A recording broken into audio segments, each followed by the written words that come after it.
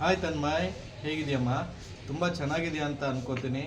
ತುಂಬ ಚೆನ್ನಾಗಿ ಓದ್ತಾ ಇದೆಯಾ ಅನ್ನೋ ನಂಬಿಕೆನೂ ನಾನು ನಿನ್ನ ಮೇಲೆ ಇಟ್ಟಿದ್ದೀನಿ.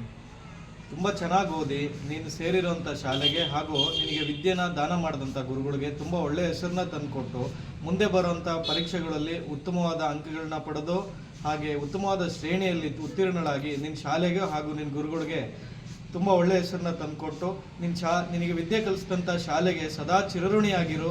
ಹಾಗೆ ನಮ್ಮ ಕಷ್ಟನ ಅರ್ಥ ಮಾಡಿಕೊಂಡು ವಿದ್ಯೆನ ಸಂಪಾದನೆ ಮಾಡಿ ನಿನ್ನ ಕಾಲ ಮೇಲೆ ನಿಂತು ನೀನು ಹತ್ತಾರು ಜನಕ್ಕೆ ದಾರಿದೀಪ ಆಗೋ ಥರ ಬೆಳಿಬೇಕು ಅನ್ನೋದೇ ನನ್ನ ಆಶಯ ಹಾಗೂ ನನ್ನ ಆಶೀರ್ವಾದ ನಿನಗೆ ಸದಾ ಇದ್ದೇ ಇರುತ್ತೆ.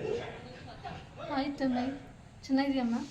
ಚೆನ್ನಾಗಿ ಓದಿ ಚೆನ್ನಾಗಿ ಎಕ್ಸಾಮ್ ಬರೆದು ಇಲ್ಲಿ 20 ದಿವಸ ಆಯ್ತಕ್ಕಂತ ಚೆನ್ನಾಗಿ ಕಷ್ಟ ಬಿದ್ದು ಇಷ್ಟಪಟ್ಟು ಓದೋದಕ್ಕಂತ ನನ್ನ ಆಶೀರ್ವಾದ ಯಾವಾಗಲೂ ನಿನ್ನ ಜೊತೆ ಇದ್ದೇ ಇರುತ್ತೆ. ಆಲ್ ದ ಬೆಸ್ಟ್ ಮಗಳೇ.